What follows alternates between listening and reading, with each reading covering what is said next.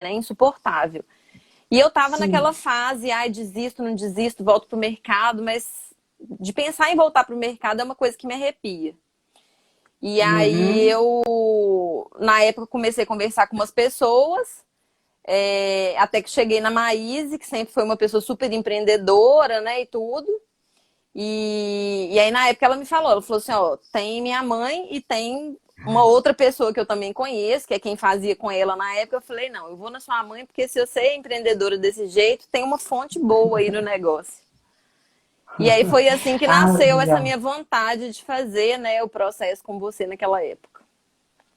Que legal, Lorena. E aí, daquilo que nós fizemos, você consegue lembrar ou pontuar uma sessão ou as sessões que foram mais impactantes para você, que realmente deu aquele boom,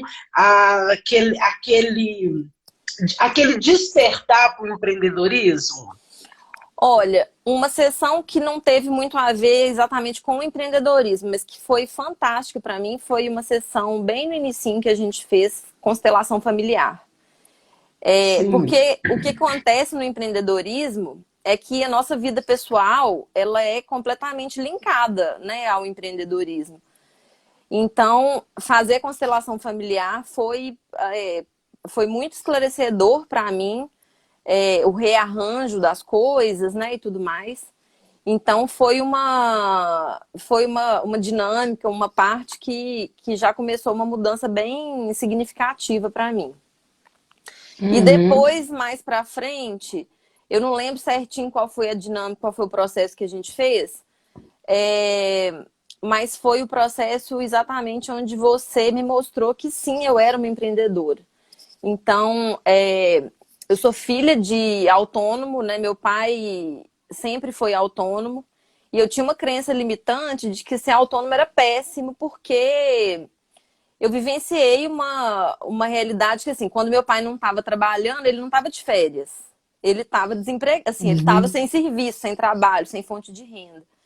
E eu tinha isso para mim. Eu falava, não, gente, então no dia que eu não estiver trabalhando, eu vou estar, entre aspas, desempregada.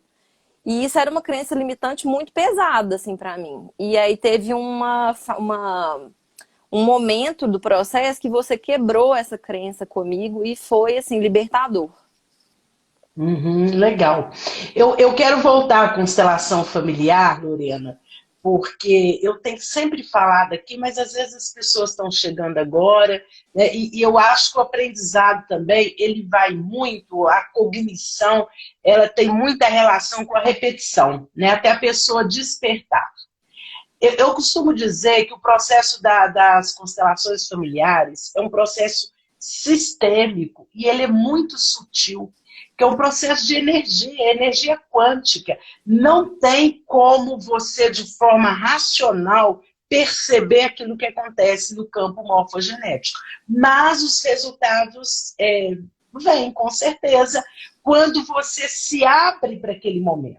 Eu costumo dizer que essa parte nossa aqui, literalmente, é o intelecto, é o ego, é o racional. Depois nós temos os olhos, para a gente olhar, nariz para sentir, a boca para degustar, e a gente passa por todo esse processo até chegar no chakra cardíaco, que é o coração. Uhum. Então, muitas vezes, as pessoas só trabalham até aqui. Elas não conseguem chegar no coração, no chakra cardíaco. E a constelação é esse movimento sutil. E eu fiquei pensando, eu gostaria muito, sabe, Lorena, que a Palméria, sua mãe, é, batesse um papo comigo, porque o processo dela foi fantástico.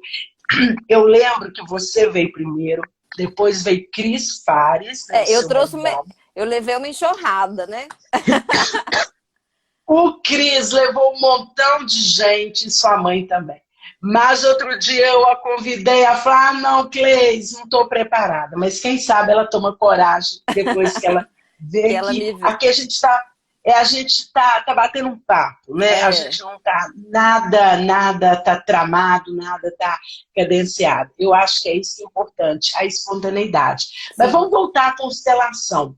Eu lembro que na sua constelação nós trouxemos também na lei do pertencimento seu irmão não nascido. Sim. Né? Que isso também, quando a pessoa não conta com esse não nascido, que foi um aborto, esse aborto é voluntário ou provocado, não importa.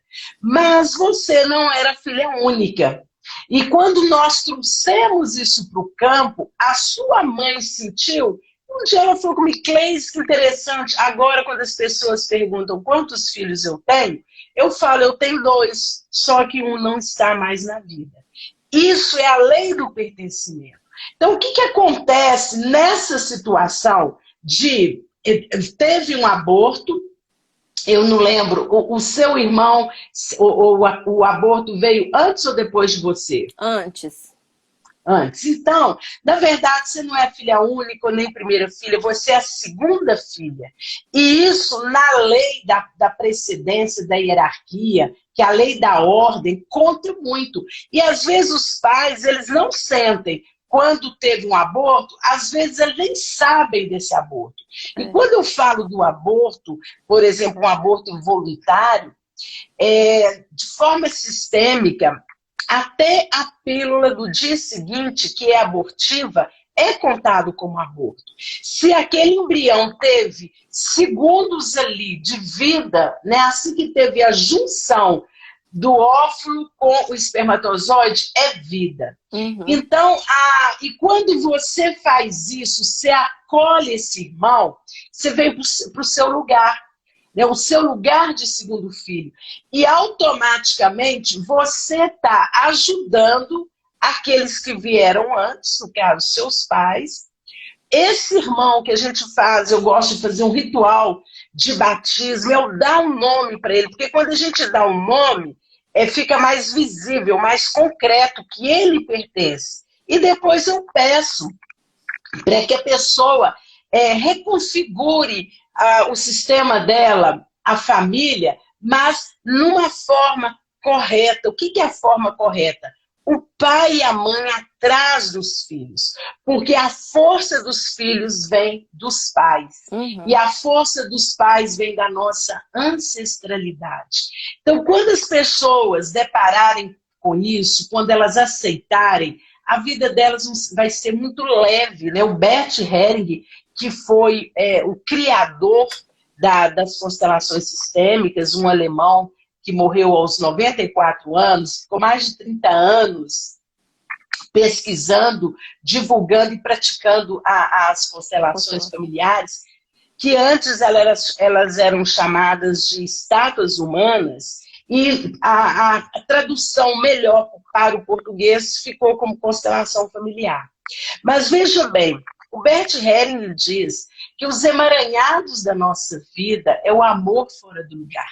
E você mencionou uma coisa muito interessante no início, porque às vezes o empreendedor, ele acha que a questão que ele está na área de gestão, ou se ele tem questões com sócio, ou se ele tem questões com a rotatividade dos funcionários, ou funcionários que levam ele para a justiça, ele acha que isso é racional. E muitas vezes não, é sistêmico. Desde o nome da empresa até você reverenciar aqueles fundadores, ou às vezes você fundou a empresa, mas o dinheiro, o investimento foi de uma herança, que seja do seu avô, que seja dos seus pais. Isso precisa ser reverenciado, porque senão a empresa vem a falir. Então, às vezes, as pessoas não entendem esse movimento, que é um movimento energético e sutil. Uhum. Né? E quando a gente estava conversando, há dias atrás, que eu te chamei, ficou muito forte isso daí. O que você fez de seguir a sua mãe é quando você toma a sua mãe. É uma expressão que nós, consteladores, usamos muito. O que é tomar a mãe? É reverenciar no sentido não de colocar a mãe ou o pai como deuses ou como ídolos. Não é isso.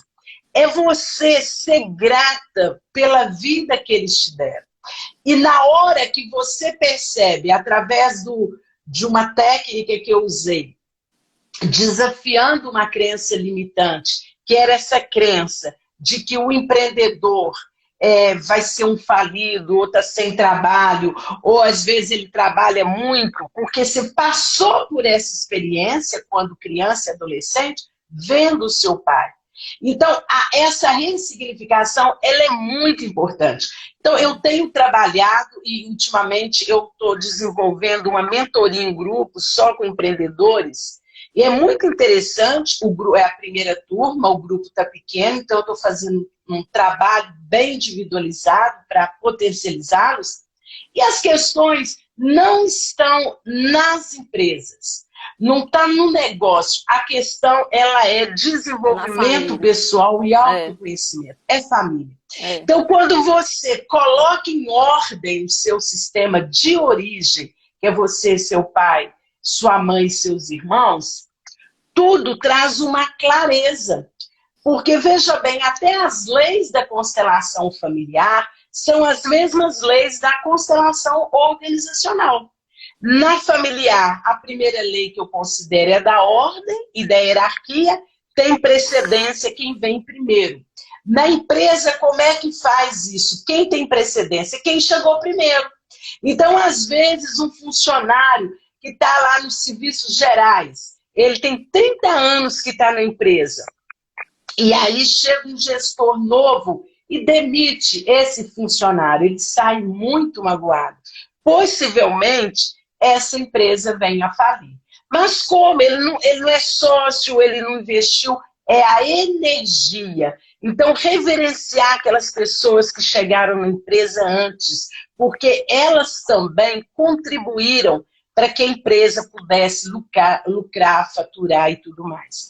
A segunda lei é a lei do pertencimento, né? Então, no sistema familiar, todos pertencem. Uhum. Aqueles que estão vivos e os não vivos, mas todos fazem parte. Então, a gente tem uma mania de excluir. Quem não está aqui no plano, na Terra, a gente exclui. Às vezes nem conta. Ô, Cleise, inclusive, eu não sei se você chegou a ficar sabendo, eu acho que talvez sim, mas eu não tenho certeza.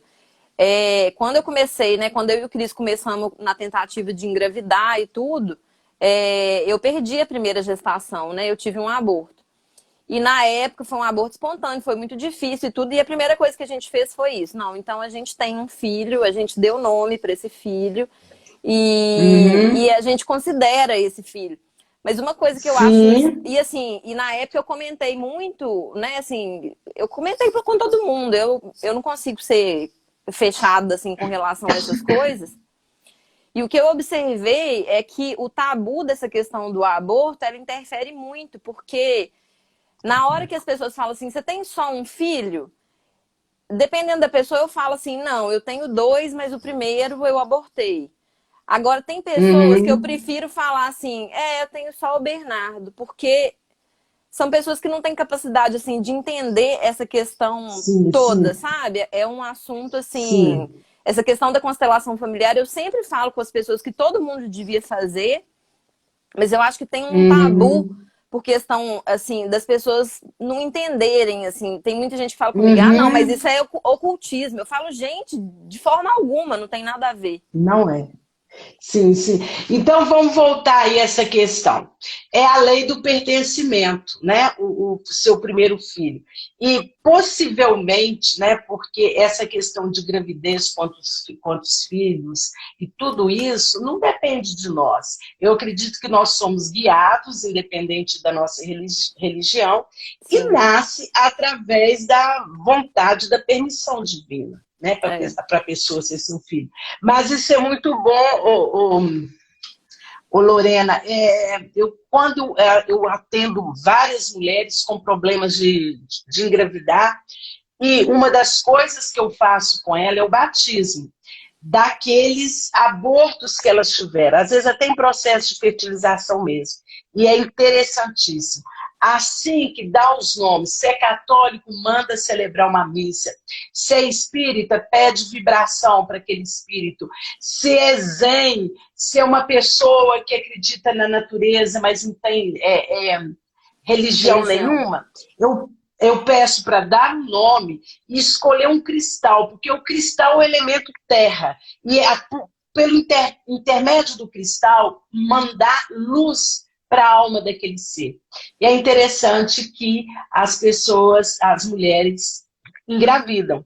Então, tem uma obstrução quando não a pessoa não entende essa situação. Quantas pessoas não acreditarem, ou às vezes que se fala, às vezes a palavra, uma sugestão, Lorena, a palavra aborto ela é muito forte, mas se você disser assim, eu tenho 2, mas apenas um está na vida, na hora que você fala isso, você já está incluindo o seu primeiro, percebe? Sim. Então, a energia dele, ela não se desfaz.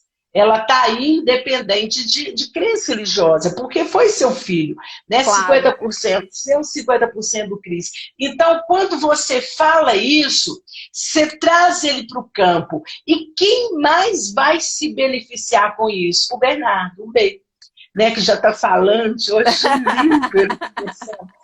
E aí ele vai se beneficiar porque ele está no lugar certo. Sim. O que acontece com o irmão que não tem um irmão próximo e não incluiu no sistema, no caso do aborto? É aquela pessoa que sente falta de alguém. E às vezes, quando criança, nas brincadeiras imaginárias, ela brincava com o coleguinha. Né? Dava nome, com coleguinha, não, desculpa. Brincava com o irmãozinho, dava nome. E isso é muito forte porque é energia. Os irmãos sentem. Por exemplo, no caso de gêmeos, quando eram para vir 2, um nasce, o outro não, houve um aborto, esse que viria como gêmeo, ele fica totalmente desorientado na vida. Ele sempre é aquela pessoa que não para o emprego, ela tem dificuldade em definir o que ela quer fazer. Às vezes tem problema de alergia, já fiz uma constelação, que a moça tinha um problema de alergia crônica.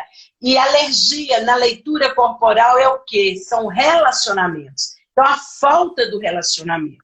Então, a gente estava falando das leis que são as mesmas, né? Na constelação familiar e na constelação organizacional. Então, na organização, todos pertencem, inclusive aqueles que já se foram.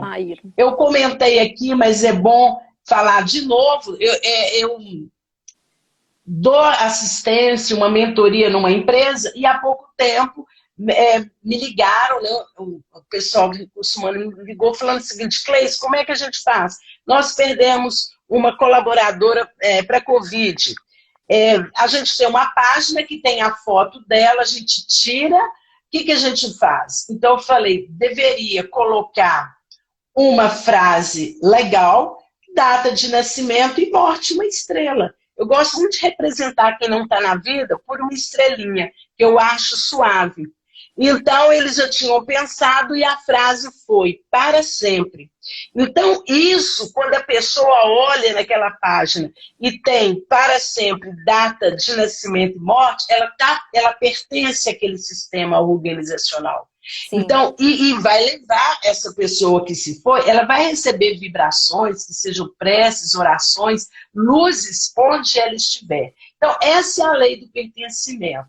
E a lei do equilíbrio? Na constelação familiar, a gente percebe muito um desequilíbrio. Eu costumo fazer...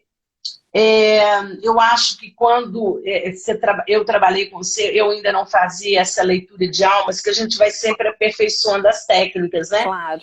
Então, eu mesma represento meu cliente, por exemplo, eu estou percebendo que ele tem uma questão com a mãe dele.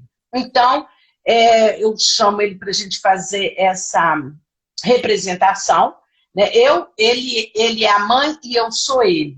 Um olhando para o outro. E é muito interessante, porque às vezes o filho olha para a mãe com uma impaciência, se sentindo superior a ela. Outras vezes a mãe não dá conta de olhar para o representante do filho. Muitas vezes, quando ela olha para o chão, ela está olhando para a morte, para alguém que já morreu e que a gente usa esse termo, ela não enterrou aquele ente querido.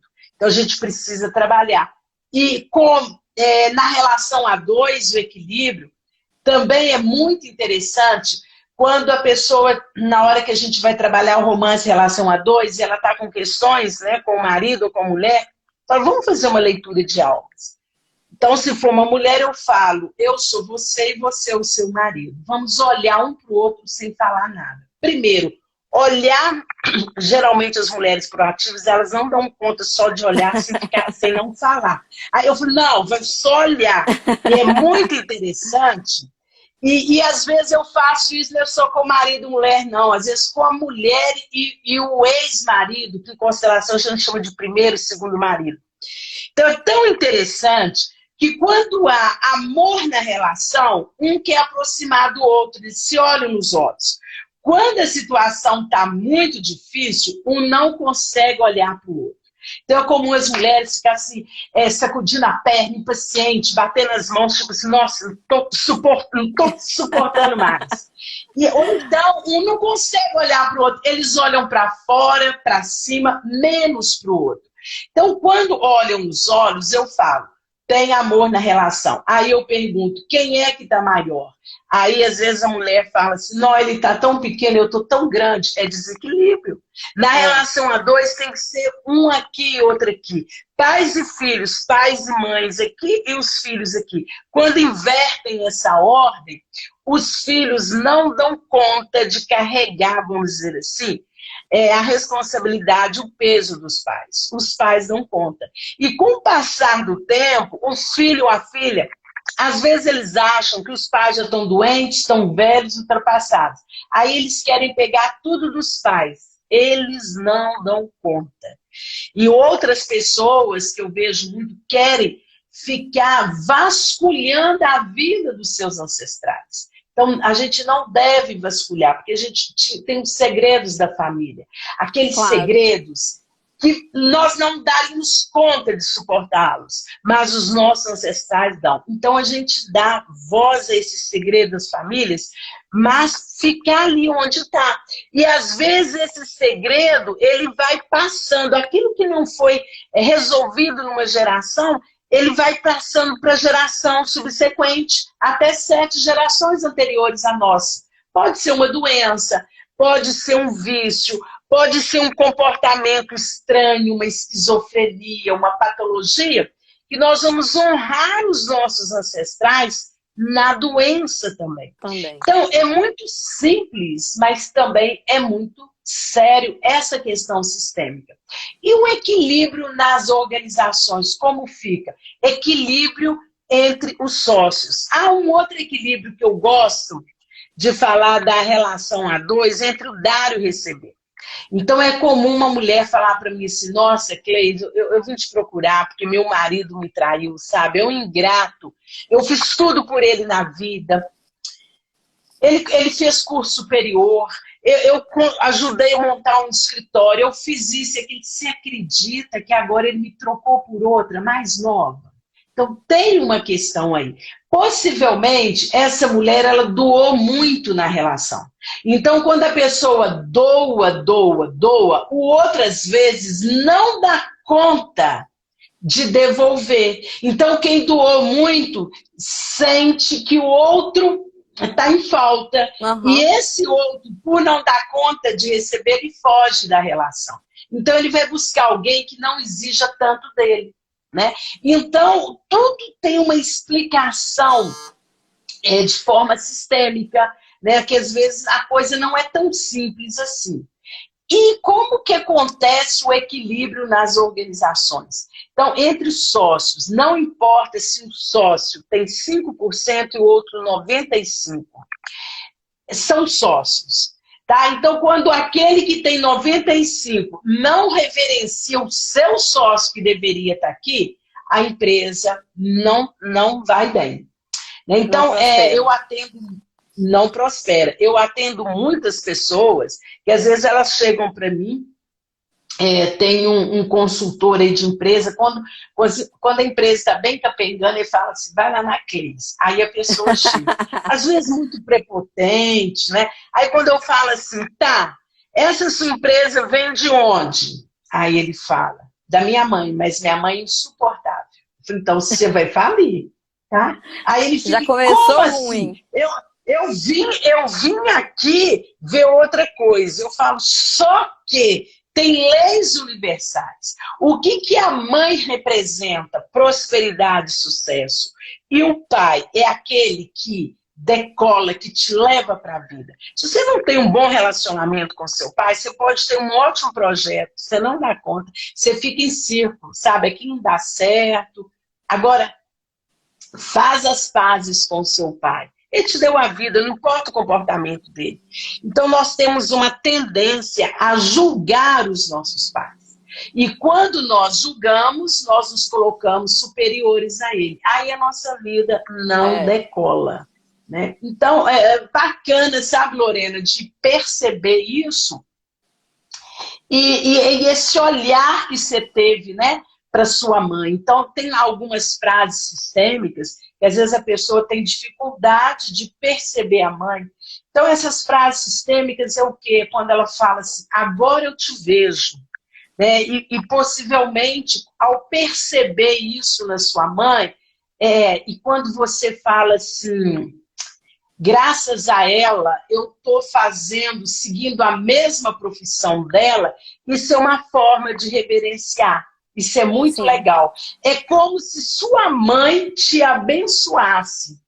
E de forma não verbal, né? Porque eu tenho certeza que ela tem maior orgulho de ver vocês duas ali. Eu já fui no seu estúdio, eu vi. Então, isso daí é uma bênção que você tem da sua mãe. Por isso que eu pensei nesse nosso tema de hoje, né? Eu acho, né? A minha visão, o segredo do sucesso é tomar o pai e a mãe. Quando você os toma no seu coração, entende todas as limitações dele, não quer mudar nada, mas aceitá-los do jeito que eles são, a sua vida é abundante, né? E a sua vida prospera. E eu fico muito feliz e tô com esperança, viu, Palméria? Eu tô vendo que ela tá aí. Da gente conversar. E aí, sua mãe tem uma história ótima que eu preciso que ela conte. Então, ela tá, assim, convocada, tá, Lorena? Vou convencer de vir aqui. Convence. Não, ela tem uma história, esqueci o nome do móvel, como é que chama, gente? O pechinchê. Ah, não, o pechinchê. Não, aquele pechinchê foi ótimo. E através dele, né, de forma metafórica, resolveram muitas coisas. Mas aí, Lorena, a gente continuando, né, na segunda parte aí da crença limitante que você falou. Né? As crenças limitantes, elas são inconscientes. Ainda ontem, eu fiz um trabalho assim, maravilhoso com um dos mentorados, porque ele é, na descrição da PNL, é uma pessoa sinestésica. Tá? A metáfora dele, eu sou um rio grande e calmo. O sinestésico é aquela pessoa tranquila, que fala baixinho e tudo mais. Diferente do visual, que é agitado, fala alto, rápido e tudo mais. Mas foi tão interessante que ao fazer, eu estava fazendo um processo que eu chamo de mapa metafórico, porque a nossa mente inconsciente, ela resolve muitas coisas através da metáfora, né? O Milton Erickson, que foi o pai da PNL lá morreu na década de 1970, ele usava, um psiquiatra, ele só usava hipnose e metáforas nas curas dele. Mas aí, eu conversando com ele para fazer o mapa metafórico, eu vi que ele tinha uma crença limitante em relação ao dinheiro. Ele achava, de forma inconsciente, claro, que ter dinheiro é ser escravo do dinheiro. Então ele não prosperava, porque inconscientemente, tudo que ele ia fazer, eu falei, não, mas não vou ser escravo do dinheiro, eu não quero isso. Mas ele não tinha essa consciência.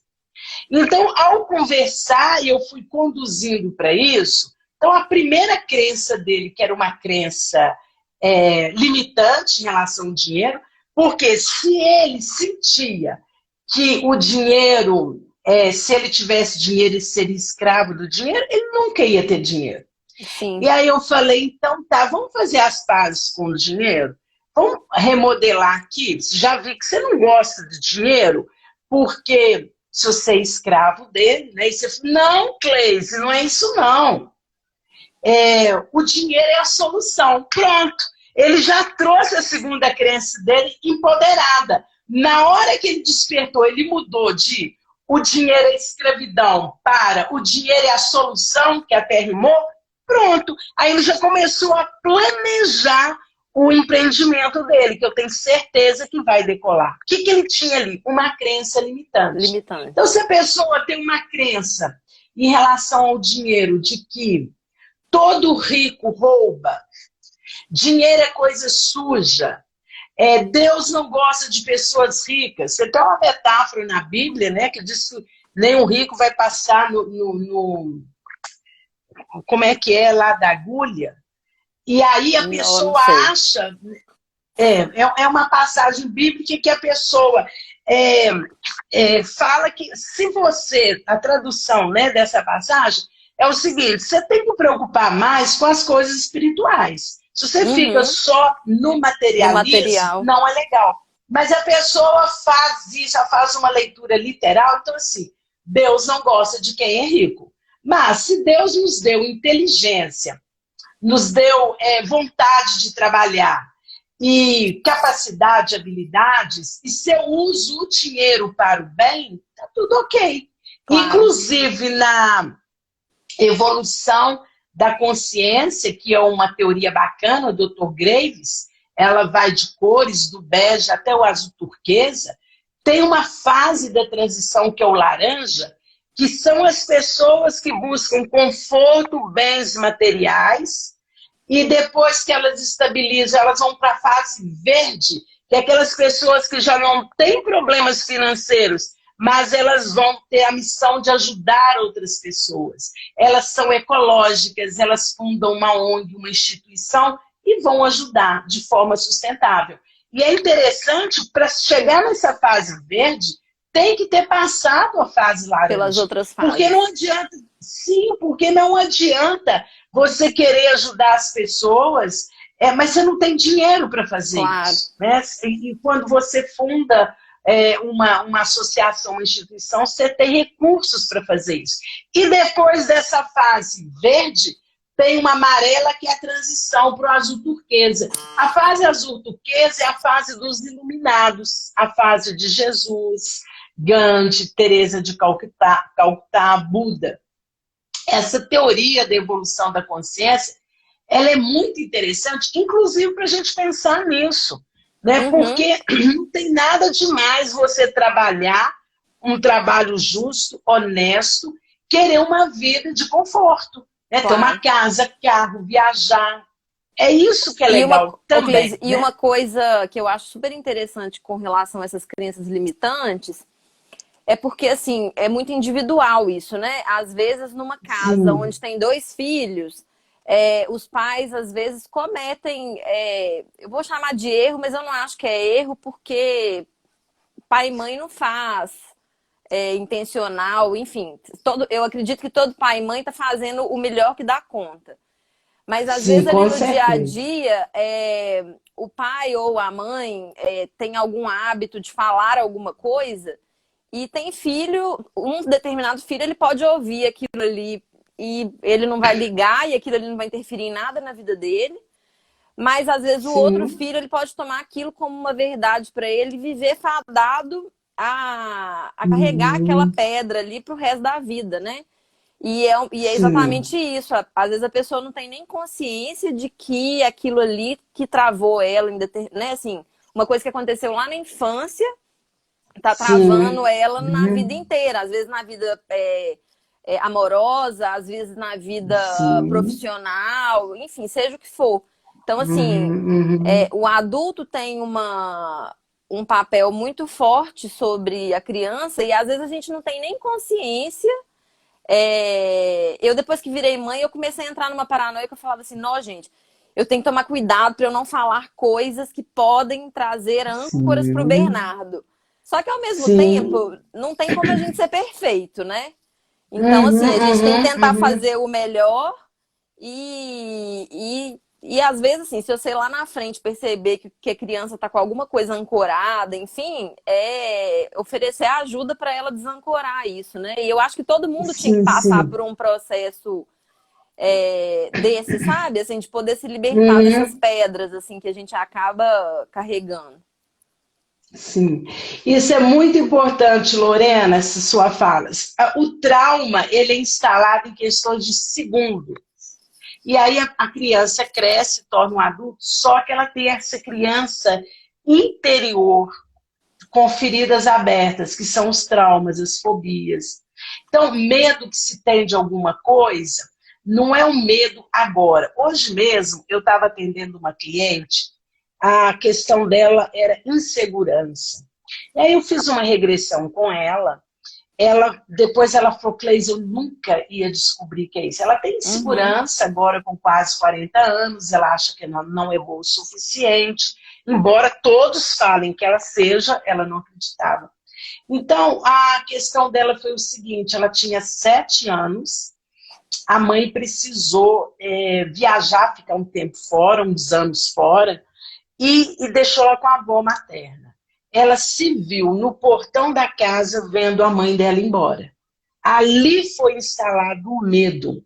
Então, quando a gente faz a regressão, eu preciso de um contra-exemplo do medo, né? A pessoa está num estado hipnótico e eu vou conduzindo isso. E a adulta vai lá acolher sua criança interna. Porque quem acolhe a criança interna do adulto já não é o pai e a mãe, é o adulto. Uhum. Então, quando eu tenho um paciente que é pai e mãe e faço uma regressão com ele, eu sempre chamo atenção para isso que você falou. Quando os pais, primeiro que educação não tem manual, né, Lorena? Não. Você educa ou do jeito da sua mãe, ou você fala aquilo eu não gostava, vou fazer diferente. Mas às Uhum. vezes aquilo que você não gostava, você acaba repetindo, você tá, nota igual minha mãe, né? Assim que acontece. É. Então, quanto mais a gente critica e julga, mais igualzinho a gente fica. Mas o que acontece? Não tem um manual de educação. Uhum. Você quer o melhor para o seu filho.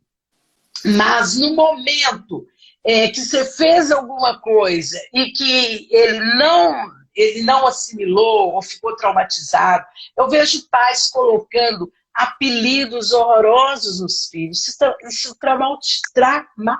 Traumatiza.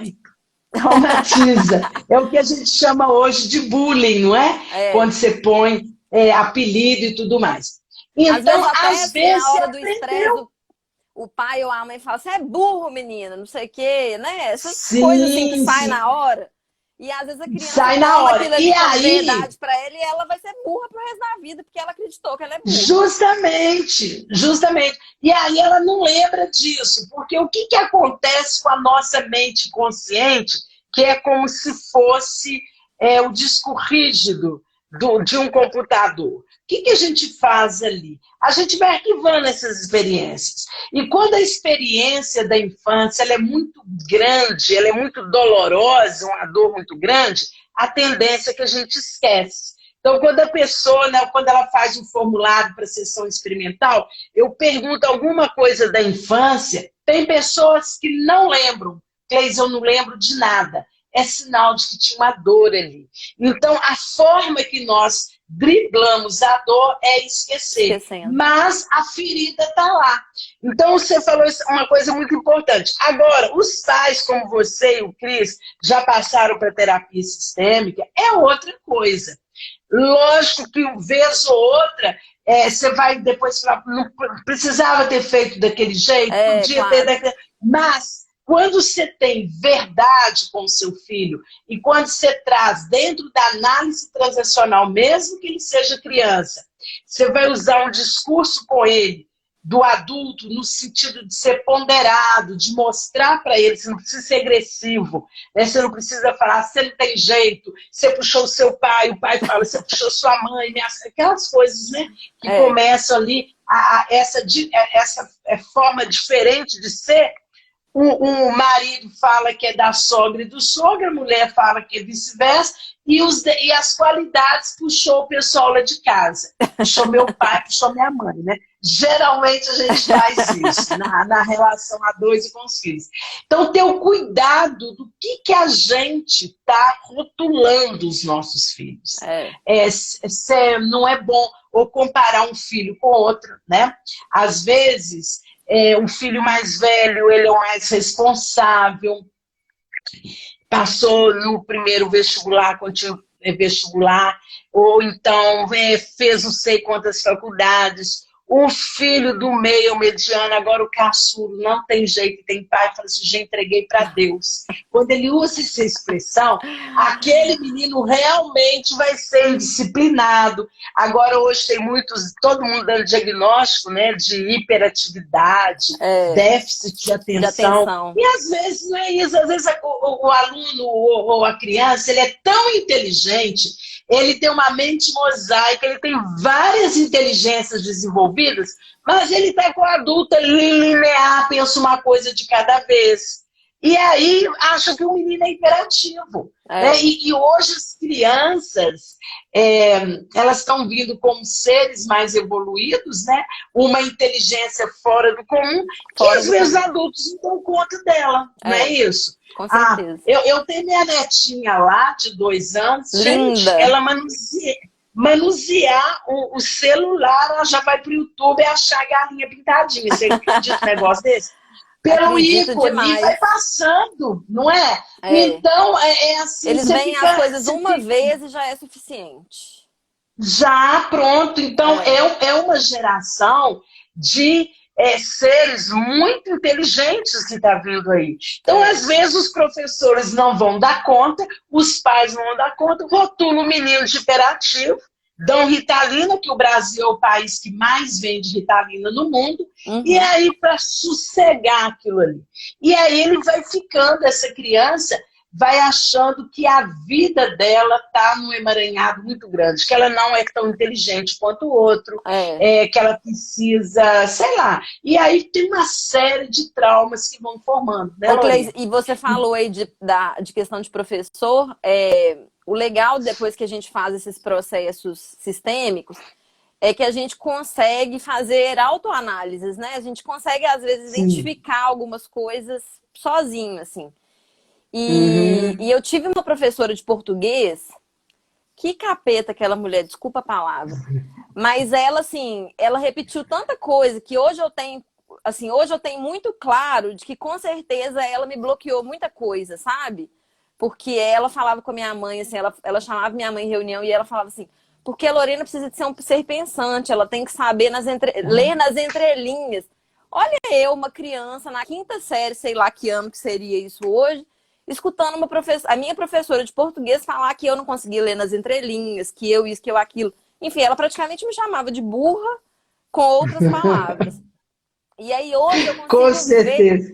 E aí hoje eu consigo ter clareza de falar assim, gente, que essa mulher estava fazendo ali como professora? Porque a única coisa que ela não tinha era didática, né? Assim, sim. E nem responsabilidade com as palavras dela, né? E afeto também, né? Afeto, exatamente. Então, Lorena, eu costumo chamar isso porque eu sou educadora, né? Eu tenho uma formação em letras, mestrado em linguística, psicopedagogia e psicologia da educação. Então, eu vejo muito isso na educação, que o professor faz isso de forma inadvertida. Ele não tem noção do que ele está fazendo. Você já deve ter feito, isso é muito comum, quando você escrevia um texto e apresentava o seu professor e pegava uma caneta vermelha, riscava tudo. Quando você via aquela coisa toda borrada, você falava, não sei escrever, pronto. Trauma está instalado. Você leva isso para a vida toda. Todo mundo sabe escrever. Eu lancei um infoproduto na educação que eu proponho a pessoa escrever 25 linhas em 5 minutos. O que acontece com o processo da escrita? Eu estou falando que eu sou da área. O nosso hemisfério direito, ele é a criatividade. Para você escrever, a escrita é automática. Se acessa o hemisfério direito. Né? Olha como que a criança, quando ela não é polida, podada, corrigida, ela é muito criativa, né? Ela vai escrever, por exemplo, a nuvem, ela pega o ele e leva até lá na nuvem e volta. Aí, não, mas você tem que escrever aqui na linha. Isso aqui não tá legal. Como é que a vaca vai comer chocolate? Isso aqui não. Aí, a criatividade, ela é cerceada. E aí a criança toma birra da língua portuguesa, que ela acha que ela não sabe escrever. Na live passada da Thaís, a gente conversou isso, ela tinha um trauma e ela estava fazendo a tese de doutorado dela e estava com dificuldade de escrita, porque na hora que ela escreveu, ela regredia. Sendo que os artigos científicos dela saíam revistas. Só que na hora da produção, porque quando você está adulto e vem alguma coisa que é um trauma, você regride aquela sua idade, você fica paralisado. O medo te paralisa, o medo da crítica, entendeu? Então eu vejo isso como educadora. Todo mundo dá conta de escrever, só que foi colocado isso, né? Então, a criatividade, ideia é uma coisa, a revisão, a ortografia, sintaxe é outra coisa. Só que pegar uma criança de 10 anos e querer que o texto dela seja perfeito e sair rabiscando em vermelho, é o fim da picada. Então ela entende assim, eu não sei escrever. E começa a detestar a língua portuguesa. Estuda gramática a vida toda, mas não sabe diferenciar um que conjunção de um que pronome relativo. Então, a gramática, o Luiz Fernando Veríssimo tem um texto que ele fala muito bem disso, que ele é um escritor renomado, ele diz que a gramática precisa apanhar todo dia para ver quem é que manda, que quem manda é a comunicação. A gramática é o esqueleto da língua. Agora, o que vale mesmo é a criatividade. É hoje que a gente vê aí a profissão do copyright, né? Uma pessoa criativa que vai desenvolver isso, mas ele tem que acreditar que ele sabe escrever bem. Né? E todo mundo dá conta de escrever. Então, é muito interessante esse processo. E eu acho, sabe, Lorena, que quando você passa a ser mãe, você começa a ter uma outra visão de vida, não é? Primeiro que você não consegue se ver sem seu filho, né? Assim, de jeito nenhum. Pensar, como que eu vivi até hoje sem ele? Sem essa né? Quem passa a ser o gostosa. centro de tudo. E olha, eu tenho uma só de 36 anos e é como se fosse bebê, é a mesma preocupação, né? Tem até um provérbio que diz assim, filho criado, trabalho dobrado. Porque aí eu preocupo com ela, com meu genro e com os netos, né? Então é isso mesmo. E a gente tem esse olhar diferenciado, porque você passou pelo desenvolvimento pessoal. É outra coisa. Você não precisa bater na sua criança, você vai conversar, você não precisa ameaçar, né? Se você fizer... O que os pais fazem cada coisa, às vezes um castigo, ou eu sou determinantemente contra palmada, bater. Eu acho que criança não foi feita para apanhar. Eles são tão dóceis, né, são tão amorosos. E às vezes a irritação, né, a irritabilidade dos adultos, que não estão dando conta das questões dele, são jogadas para a criança. E elas se sentem culpadas, né, ameaçadas, com medo, e ficam aqueles adultos tímidos, limitados, inseguros. A grande parte dessas situações estão na infância, principalmente a primeira infância, que é de 0 a 7 anos. Né? Mas, Lorena, muito legal conversar com você, fiquei muito feliz. Você quer conversar, colocar mais alguma coisa? Fala do seu trabalho, Lorena, o que você faz? Então, Dá mais detalhes pra gente. Pois eu comecei como maquiadora, né? Pra meio que complementar o trabalho da mamãe, que era cabeleireira. Mas na época era só ela cabeleireira, isso que eu quis dizer. E eu fiquei um tempo só na maquiagem. Depois que eu fiz o processo e fui reconhecendo essas coisas todas, né? Que a gente conversou e tudo mais, eu resolvi fazer o curso de cabeleireira e aí eu comecei a trabalhar também com cabelo. E recentemente eu fiz também um curso de micropigmentação de sobrancelhas. Então, hoje meu foco é cabelo e sobrancelha. Maquiagem foi agora para, não vou dizer segundo plano, porque não é segundo plano, mas assim, não é meu foco mais principal, sabe? Com esse negócio de Sim. pandemia, acabou que minha mãe tá me ajudando muito com o Bernardo. Então, eu tô meio que em carreira solo, sentindo falta da minha companheira, mas ela tá me ajudando demais, cuidando dele.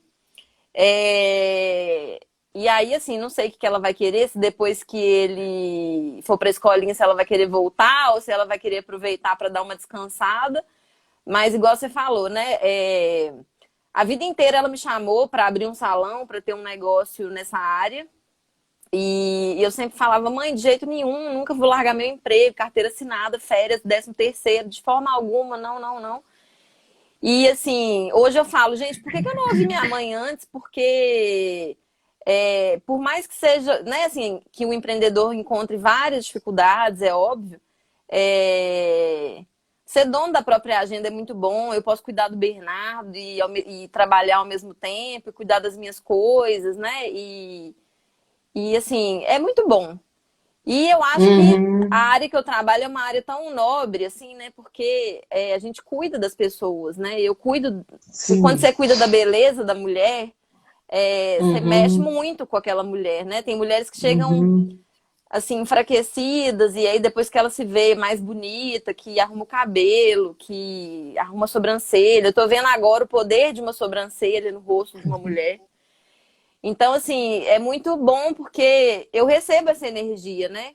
Essa Sim, energia sim. da alegria, da felicidade das pessoas que têm sua beleza potencializada, né? Uhum, Não existe uma uhum. beleza única, não existe um padrão nem nada disso. Uhum, uhum. Mas quando aquela pessoa se vê com a sua beleza potencializada, é muito bom, é muito interessante. Uhum. E aí é legal, eu acho, como você faz sobrancelha e cabelo, você faz também uma proposta visagista, você sugere para a pessoa o que fica melhor para o tipo do rosto dela, Sugiro. idades. Eu não tenho Uhum. assim, eu tenho um curso de visagismo, mas eu não falo que eu sou especialista nisso, porque o visagismo é um estudo muito complexo, né? Para você falar que Sim. você é especialista nisso, é um curso muito complexo. Eu tenho curso na área, mas não é minha especialidade. Mas pelo tempo de trabalho, né? E às vezes até no bate-papo que a gente tem, que eu tenho com a pessoa antes do atendimento, porque eu tenho um estúdio que eu atendo exclusivo, assim, eu não atendo várias clientes ao mesmo tempo. Eu atendo Uhum. uma por vez. Isso já era antes da pandemia e agora está mais restrito ainda. E Sim. então eu sempre bato um papo com a pessoa para entender o que ela quer, o momento de vida dela, porque às vezes, por exemplo, se a pessoa tá mãe de um filho recém-nascido, eu não vou sugerir uma química para aquela pessoa para ela ter um cabelo que vai demandar dela ter que cuidar e tudo mais. Então Sim. é importante que que exista essa conversa, essa avaliação do momento da vida da pessoa para que eu consiga entregar um Sim, sim. trabalho que case com isso, né? E aí sim vai ser um Uhum, trabalho que com ela vai certeza. amar. Uhum. E aí, Lorena, a pessoa para agendar com você, ela te encontra aqui no Instagram? Ela me Você encontra tem aqui no um site? Instagram, ela me encontra no Instagram, que é esse perfil que eu tô, e o WhatsApp, né? Que é aí Uhum. vida. Site eu não tenho, Isso. eu já tive, mas acabou que eu desativei. Eu acho que agora não está nem usando mais esse site, né? Mas Tem Google também, é quando as pessoas Instagram mesmo. procuram, Sim. eu tenho muita cliente que me acha pelo Google. Mas o forte mesmo é Uhum. Instagram e WhatsApp. Uhum. Ok. Lorena, muito bom. E eu faço convite aqui para as pessoas que quiserem marcar uma sessão experimental comigo, na minha bio tem lá, já preenche a agenda, né? Pode ser online ou presencial, para conhecer a terapia sistêmica, né? Essa sessão ela é experimental, é gratuita, para entender esse processo pelo qual você passou. Querida, adorei o bate-papo. Vamos Também ver se a adorei. Palmeira vem, Vou tá? falar com ela. Um beijão no Cris e no B por mim, tá bom? Obrigada, Cleis. Foi ótimo. Gente, eu super recomendo que todos façam, porque é simplesmente transformador mesmo. Obrigada, querida. Gratidão. Um Fique com beijo, Deus. Cleis. Beijo. Obrigada a você. Beijo, Lorena. Tchau. Tchau.